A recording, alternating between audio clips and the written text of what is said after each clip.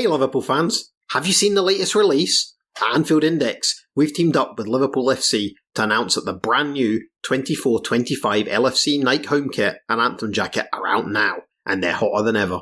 The brand new kit pays homage to the legendary Rome 1984 side, featuring sleek pinstripe detailing that brings a touch of history to our modern game. Whether you're cheering from the Kop or watching from home, you'll feel the spirit of the Reds coursing through every stitch. The best part? You can grab yours today. The new kit and training range are available in official stores, online, and through the LFC store app. Don't wait, order now and be ready to show your Liverpool pride and style. Get your hands on the new 24-25 LFC home kit and anthem jacket today. Let's make this season unforgettable. You'll never walk alone. Thanks for choosing this free Anfield Index podcast. If you'd prefer to listen to this or any of our other shows without adverts, then now's the time to check out Anfield Index Pro. With AI Pro, you can supercharge your entire listening experience. You'll not only get all of our podcasts without the ads, but you'll have them far faster with our Quick Publish feature available exclusively for subscribers.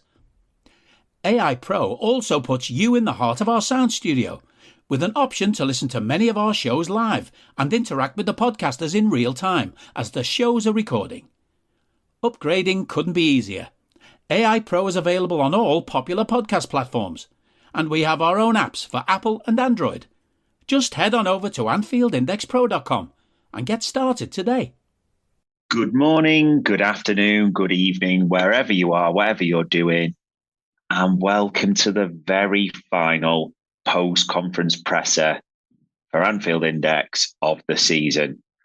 Ladies and gents, Jurgen Klopp has done his last official press conference pre-match as Liverpool's manager. It felt emotional at times. It was brazen at others. He was on good form in his last one, which you'd expect him to be. He gave a few things away. He went in depth with his answers. It was, as you'd expect with Jurgen Klopp, just brilliant. So we'll do the normal. So we'll have a bit of a more of a focus than ever on the questions he was asked, and most importantly, the answers that he gave. We'll do a little bit around Villa, a little bit around Wolves, predicted lineup, scorer, and all those. But naturally, there's going to be a bigger focus, isn't there, this time on Jurgen Klopp and what he said. So let's get into it, people. So the first question he was asked, naturally, Vinny O'Connor, Sky, around how he's feeling, how this week's been, etc. He said, "It's been the most intense week of my life. There's been so many goodbyes this week, so many people, so many great moments already. We don't have to pretend it's a normal week, but looking at the game, I'm a very pragmatic person.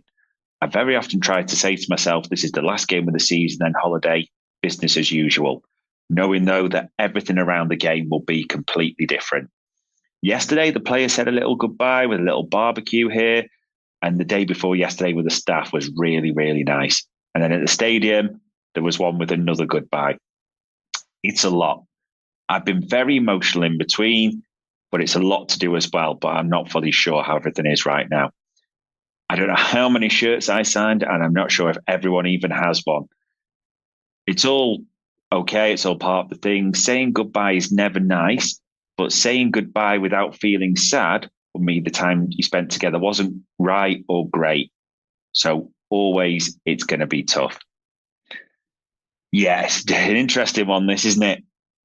We've seen all the farewells. It was always going to be a week of farewells, like a farewell Sinatra, Tina Turner style tour, but in the right way, wasn't it? Nice to hear as well that they had a little barbecue. Just got images of Joel Matip turning that rotisserie, maybe Thiago with a lamb kofta in his gob, that type of thing as he's going, making sure Virgil took it into some ribs. So some nice images we can conjure there. He was then asked about the people leaving. So, he was asked specifically about three: Pep Lijnders, Joel Matip and Thiago. And that's obviously on the backdrop that two of those players have confirmed they were leaving this morning. There's nice acknowledgement, nice farewells from them. And Pep Lijnders obviously leaving for Salzburg. That's been confirmed as well. So what did Jurgen Klopp say? He said, "Pep and Vitor have a bright future, the most influential coaches I've ever had. We created a style of play I love together. They're talented, full of energy. and will follow both of them. I always will. It was a great choice by both sides, and both will be really good together. Johnny, as in John Atterberg, joined Stevie. Good luck with that. And he had a little giggle. He's a fantastic coach. And on one day, he coached 12 goalies. I didn't even know we had that many at the club, and he coached everyone and their dogs. Unbelievable. Jack Robinson's leaving as well. So he's a fantastic young goalie coach, and the future's bright for him. Andreas Kornemeyer leaves. The future's bright for him as well. His CV is Liverpool buying in their most successful spells they can have, which is unbelievable. So many people leave, but it's normal. It's a new start and it's fine. If you want to be part of the football business, you need to be ready to move a lot, and it's always an experience. We experienced 8.5 years together, and everyone's thankful for that. They will be fine, and I will follow them all. Joel and Thiago in my office earlier, we spoke a little longer. Have you ever seen a better free transfer than Joel Matip? You'll not find a more likable person. He's funny in his own way, ridiculously funny, and a wonderful man with a wonderful family. He has to make a decision if he wants to play on. Whoever gets him is a lucky club, and he's world-class and super humble, which is really rare. Thiago, in a parallel world, I'd have loved to see the career without injuries. He's definitely one of the best I ever saw. He can do things I didn't even think possible. He's in control of everything on the pitch, but the body didn't always play the part.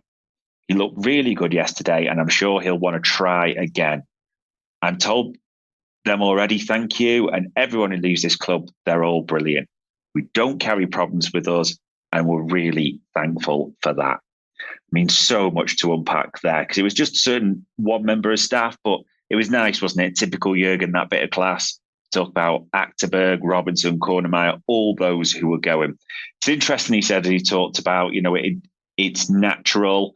It does have that feeling that almost with the Michael Edwards and the switchover, anyone who's connected to Jurgen Klopp, he's going out, whether wanted or not, shall we say. But yeah, he did it with a classy sense. The players, Joel Matip. Everyone will miss Joel Matip. Arguably the greatest free transfer ever. What a player. And just to take the funniness, I'll probably miss that no context Matip account. Let's be honest, just the reactions, the arm movements, everything that goes into that. Unbelievable. Thiago, yeah, I get what he's saying even about that. That's the theme with everyone, isn't it? A parallel world without the injuries. I mean, when he played, unbelievable. We had a world-class midfielder there, ready-made. It just always leaves you feeling, what if you didn't have the injuries? But it is what it is. Both go. And on Sunday, along with Klopp, they'll get an unbelievable send-off. The next question he was asked was about VAR, wasn't it? And the latest proposal that Wolves, funnily enough, tabled to remove VAR. So what did he say on this? How VAR gets used is definitely not right. In the way they do it, I would vote against it. These people are not able to use it properly. The way we use it is the problem.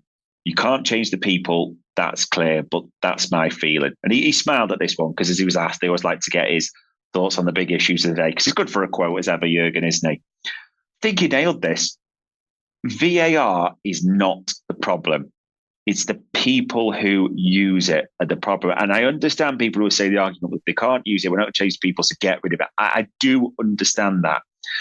The problem with that for me is if you get rid of it, you now give them carte blanche to make errors galore. Every time a series error, well, you wanted it gone. That will just be thrown instead of ignoring what the actual problem is the people who use it. And there's almost a fear of saying this, and I almost wondered if Jurgen would have mentioned it, and this isn't a criticism in any way. Just get different people. Just get better people. Don't be afraid to source them abroad or wherever it may be. It's what the Premier League's done for years. Who cares? Get the best people there. Whether that's existing, need more training, it's not, by the way. Or get new people in. But we won't go on about that too much. And he was actually asked about the Wolves game and how he'd signed off and how it's going to be this week with everything that's coming. He said, it's a massive challenge. I've no clue how the team meeting will be. The documentary guys have in and have asked if they can come in, and I've said no. as I've no idea how it will be. Someone has to do the team meeting who's really on fire. Can I be on fire? Probably yes, I think so, but I don't know in the moment. We talk about the Wolves game, yes, and I want us to play top football, but you need an atmosphere, not a goodbye atmosphere, a real football atmosphere. That would be cool. He said, Wolves, they've had a sensational season, the most unlucky team I've ever seen with VAR. They are champions of that. Unbelievable. We will prepare as good and as normal as possible. But standing there and pretending it's a normal game, it's a challenge for different reasons. And I hope together we can all put a good team on the pitch. Yeah, interesting reveal. And I'm glad he said no. As much as this documentary, and people have got all their thoughts on this, there should be some things that are sacrosanct, and that is the dressing room. That's just my personal opinion. And obviously people will say about the Atletico documentary, the City and all that, Arsenal. I get all that, but I like the fact in a way we're not breaching that threshold of the dressing room. That should be something separate or private for the players for me, as always. And yeah, I get what he's saying as well. The team meeting might be a bit emotional and difficult for him. So let's keep that bit private.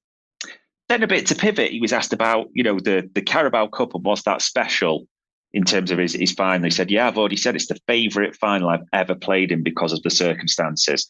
In that moment, it felt outstanding. It showed everything this club is about. The people created an atmosphere in the stadium, which I'm not sure Wembley has ever had. I know guys from other teams talk about what they did in, say, 1976, but who cares? Our people can create some special moments. Wow. The team created something special. The club created something special. The academy created something special. You want the kids involved. You want to give the recognition to the academy. Normally, we actually have to say Alex is doing that and Barry's doing that. But that night just had to look where they're coming from. And I love that. I love to see the kids' eyes and the others. It was brilliant. And it was Virgil's first trophy as a skipper, and I'll never forget that. It seemed almost a weird question, but I just liked that it was his favourite final that referred to. And you'll see, because a lot of other favourite moments came up in the press conference, which sort of files on from there. Because then asked about, the games that meant most to him recent this season. So the football against Man City this year in that game, that period, we never controlled City like we did that day. That day, we played the best we ever played against them. We've won before and scored incredible goals against them, but controlling a game against a team like that, we never did before. Most spectacular game, Barcelona. The best goal, Alisson Becker. The best assist, Trent against Barcelona. The best save, Alisson against Napoli. What else do you want? The best cross, and a great way to break the tension there. And the best back heel goal, Sadio Mane. I mean, I love that. I almost love that, and there's a sadness to it in the sense because, yeah, we were unbelievable against City, but we came away with a point, and there's sadness to that. But I like how he did the awards. I like how he even said about, that Barcelona is going to be the most spectacular. I like how his best goal, that Alisson header against West Brom, these are special moments. The best assist, Trent against Barcelona, another special moment. That Alisson save against Napoli, and even the way he phrased it at the time, we limped through those group stages on one wheel, and we owed it to Alisson ultimately at the end when he saves that Milik chance. Absolutely brilliant. Even that one against Watford, wasn't it? That back heel goal. Just the amount of special moments we've had under Jurgen Klopp is just, unbelievable. And he was asked actually about how he reflects on his time, and he said, I'm fine. I know we could have had more things, but I cannot change that. Not becoming champion for a point isn't a great experience, but it's an experience, and it shows you're really good. I know these moments won't be in the history books. I'm not stupid. That's life. I couldn't have done anything different. One season, maybe, I don't know, where we don't score at City and the ball is not quite over the line by that much. And then Aguero scores against Burnley and the ball's over the line by that much, but it's fine. We could have won more Champions League, and being 3 times the final is an outstanding achievement, being brave enough and trying as hard as we did. And there's always a good chance you lose a final as you face Real Madrid, and because of who they are. I would not be happy if I thought I could have done more. I couldn't. Could I have done better? Me? No. Someone else? Probably. And that's why I'm fine with it. The rest will be judged by the people, And I'm pretty sure most of them are fine with what we did. Some of them think it's not enough, and it's fine if they think like that. Yeah, we'll all have our thoughts. We'll all naturally, and let me not say all, let me correct that. Most of us, I suspect, will think we could have had more. Champions League, maybe. Those points, those dropped points, the games where we threw away things. You can, I'm not disagreeing with that. You can look through all those moments. But as Jurgen said, there's things you just can't change. It is what it is. It's Liverpool Football Club. We live for trophies. We live for pots on that wall, and those numbers changing. But now just doesn't really seem the time to bring out all those negatives. And he was asked about, outside the result, the impact on his life. He said, it's nearly a decade of my life I've been here. It's super influential in so many ways. I love everything about this place. I take memories with me and friendships. And the older you get, you realize that time is slipping through your fingers. And if I looked up anything like that, I really think it would be an absolute opposite of a waste of time. We tried to make the best of everything. We tried to enjoy it as much as possible. I will not forget a day.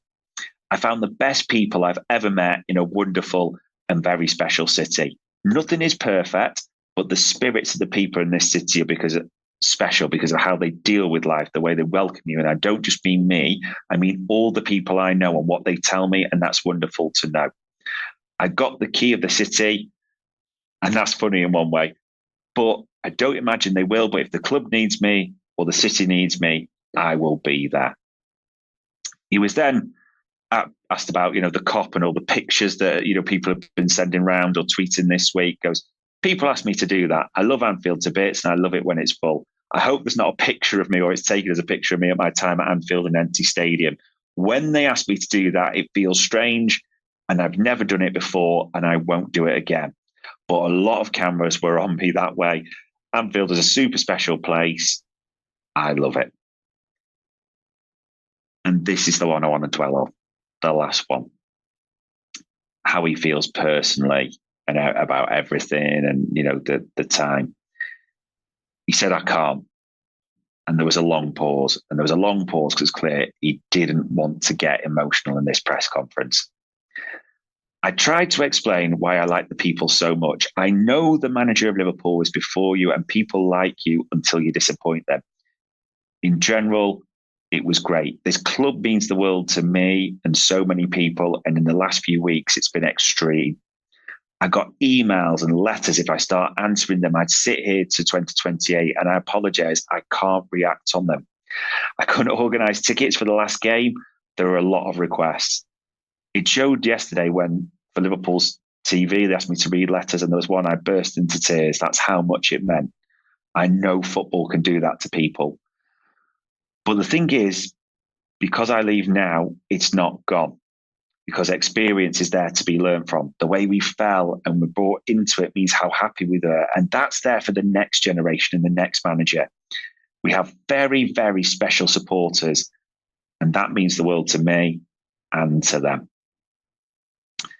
Yeah, these are almost difficult conversations for him, and I get it. I think a lot of these, whether he'll be able to get the words out on Sunday, it's just difficult, isn't it, realistically? Because everyone prompts him for emotion. Everyone wants him to say the right words. There's a little bit of Jurgen Klopp must just be, can someone just leave me alone for a bit just so I can be emotional and just burst into tears? That's what you feel. But there's so many chats, so many pods, which I've been on, which were brilliant. And you try and encompass everything in there, what Klopp means to you, how you personally feel. And I get it. Everyone will have their personal stories.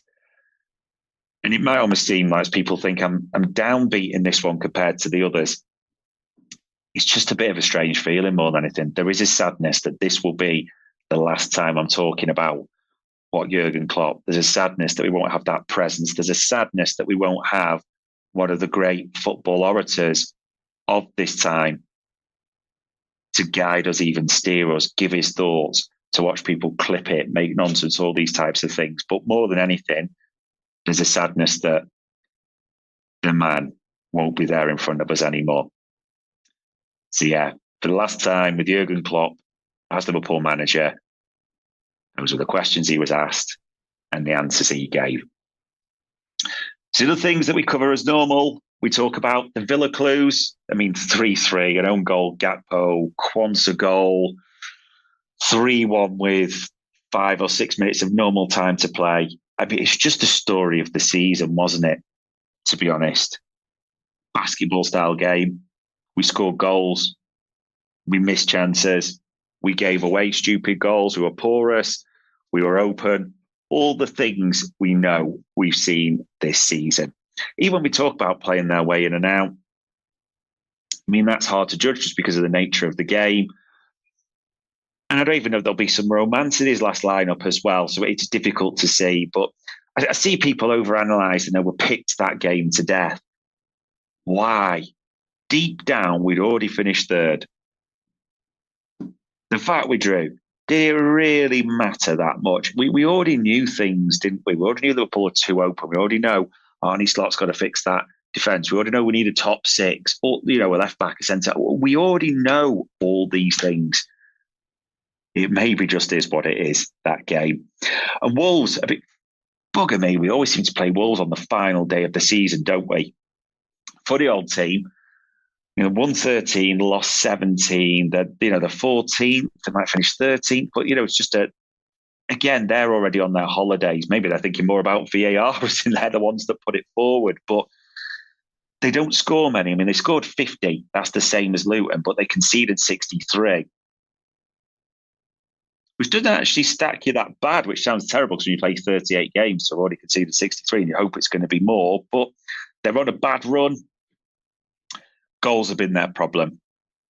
Kuna's on 14, Wang's on 13. They struggle for goals as it is across their competition. If you think those two have got 27 in all comps, they've only scored 50 in the Premier League. So there you go. You just have to hope they're not asked. Now, one thing I will say, can't stand the Wolves fans. The chance they give, can't stand them. We always play them last game. It always seems heartbreaking. You know how they cheer and serenade it. Can't stand them. I like Gary O'Neill. I do like him, the way he's battled adversity. I like the way he conducts himself. Funny, he was even mentioned for the job, wasn't he, at one point? But that's a different story. Can't stand these Wolves fans, though. So would like to beat them. And it would surprise me a little bit if they tried to ruin Jurgen Klopp's send-off. But we won't let them. So let's just hope we keep that. The team has that thing, not letting Wolves ruin anything, and the fans will not let Wolves spoil or ruin a thing. So formation and line up even. Alisson, Trent, VVD, Robbo was back in training, so that's a positive. Jarell Quansah. To be honest, I'm not even sure Canate will be that arsed. He's saving himself for the Euros, I suspect, as well. Midfield, again, Harvey Elliott probably deserves to keep. And the problem is, if you play Elliott and McAllister, it's just so slow on one pace, and you mix Endo in. It's just hard. If you were doing pure form, Elliott deserves to stay in. McAllister should be dropped, to be honest, on pure form, but I'm not sure it really matters. So I think he will go. I just get a sneaker for Endo, McAllister as a boss line, maybe. But Harvey should keep his place on form, and McAllister should drop out, but I'm not sure that will matter too much. The forward line, Mo Salah, Luis Diaz, Cody Gakpo. That's how I think he'll do it. I'm not sure anyone really cares that much, to be honest. If people are reading so much into a last day line, I know some people will tweet that Nunes doesn't start. Oh, great. Does it really matter? It's quite clear where he stands for Jurgen Klopp now in the last game. It's quite clear a new manager and all the things you can argue, but that is what I believe. Scoreline, I think they'll be a little bit into it. So I'm going to go 4-1 and I'm going to go Mo Salah on the score sheet. The sun's going to be out. It's going to be an emotional day. I do think the players will want to give him that send-off in the right way. This is not Stevie G Crystal Palace where we flopped in the 3-1. 4-1, Mo Salah to score. And ladies and gents, that was the very final post-conference presser. Maybe seen I've been in a bit of a somber mood. I get that. There is a little bit of sadness for me. with everything that's happening. It just the season as well plays a part in that, the way it's finished, the way Jurgen Klopp's tenure is finishing. More importantly, Jurgen Klopp, the man, is leaving Anfield. And there's genuine sadness for me against that. If you have listened to all our post-conference presses, or even if this is your first one, thank you. If you're giving me feedback, especially to that guy on TikTok who calls me the big fat head when I clip my videos, thank you. From Anfield Index, for everything around Jurgen Klopp, thank you. We hope you enjoyed listening to this Anfield Index show. Please be sure to subscribe to our channel so future podcasts find their way to your device automatically. There's nothing quite like fan engagement, and we'd love to know what you think of anything discussed on this show. The best way to get in touch is over on our free Discord community, where both podcasters and listeners debate the hottest LFC topics 24/7. Sign up free now at AnfieldIndex.com/Discord. You won't regret it. You can also follow us on Twitter at Anfield Index and find us on Facebook by searching for Anfield Index. Oh, and before you go, we'd love it if you could leave us a 5-star review on your favourite podcast app. It only takes a couple of seconds, and it means the world to the people who create these free shows. Sports Social Podcast Network.